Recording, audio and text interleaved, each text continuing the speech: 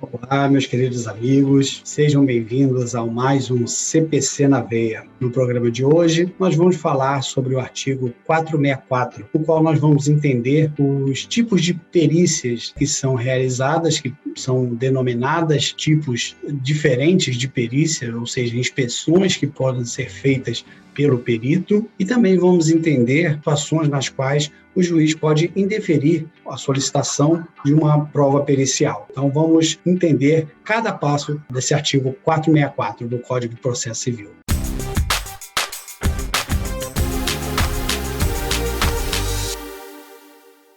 No caput do artigo 464, nós vamos ter o seguinte: a prova pericial consiste em exame, vistoria ou avaliação. Então, são tipos de inspeções que cada tipo possui um nome próprio. Nós vamos entender cada um deles. O exame é a inspeção realizada em pessoas, documentos, bem imóveis e semoventes. Semoventes são animais. Então, no caso, quando o perito precisa, por exemplo, tirar as medidas antropométricas de um piloto para entender se ele poderia estar voando ou não aquela aeronave. Ou quando ele está inspecionando os documentos de manutenção dessa aeronave, ele está realizando uma perícia denominada exame, ou seja, ele está examinando aquele piloto, ele está examinando aqueles documentos. Já no caso da vistoria, é a inspeção realizada in loco, em bens imóveis, com a finalidade de se verificar ou constatar o seu estado e de coletar mais informações sobre o bem. No caso da aviação, se o perito precisa ir até uma oficina de manutenção, ou até o lugar onde o acidente ocorreu, a pista onde a aeronave saiu da pista, por exemplo, ele está indo fazer uma vistoria, tanto para levantar mais informações ou constatar o que aconteceu, aquele bem que ele está vistoriando. E a avaliação é a valoração dada a um bem ou a um direito. Então, no caso, se o juiz pedir que o perito informe qual o valor para a recuperação daquela aeronave, qual o valor de mercado daquela aeronave, então o perito estará fazendo uma inspeção chamada avaliação.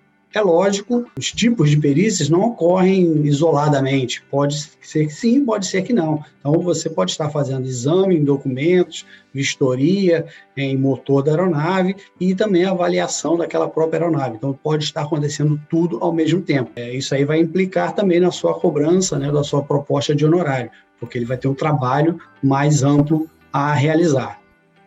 O parágrafo 1º do artigo 464 vai nos trazer o seguinte: que o juiz indeferirá a perícia quando são 3 situações. A prova do fato não depender de conhecimento especial de técnico. Então, nesse caso, nós temos aqui como exemplo uma empresa aérea, em que alguma pessoa esteja pedindo indenização por danos físicos porque quebrou o pé durante uma turbulência. Então, nesse caso, basta a interpretação das normas, das leis aeronáuticas, que o juiz e os seus advogados, os advogados das partes, vão poder debater esse direito e chegar a uma conclusão. Não precisa de um perito para falar isso para eles. Número 2. For desnecessária em vista de outras provas produzidas. Como exemplo, nós temos aqui, de provas já produzidas, os pareceres técnicos dos assistentes técnicos de ambas as partes. Então, se o juiz entender aquilo ali for suficiente para sanar a dúvida do juiz, ele não pode não deferir a perícia. Laudos de órgãos competentes, como o DCTA, do CENIPA, laudos dos próprios fabricantes das aeronaves, se não estiverem implicados na perícia, ele pode utilizá-los, ter a ciência, não ter dúvida e, com isso, indeferir o pedido de perícia. E, por último, quando a verificação for impraticável, não for possível verificar aquele bem que está sendo periciado. No exemplo que nós temos aqui, o famoso caso do Air France, que caiu no Atlântico, enquanto não se achasse, no caso foi achado e foi feita a investigação, mas enquanto não se achasse a caixa preta, seria impraticável fazer qualquer perícia naquele acidente. Nesse caso, o juiz iria indeferir a perícia.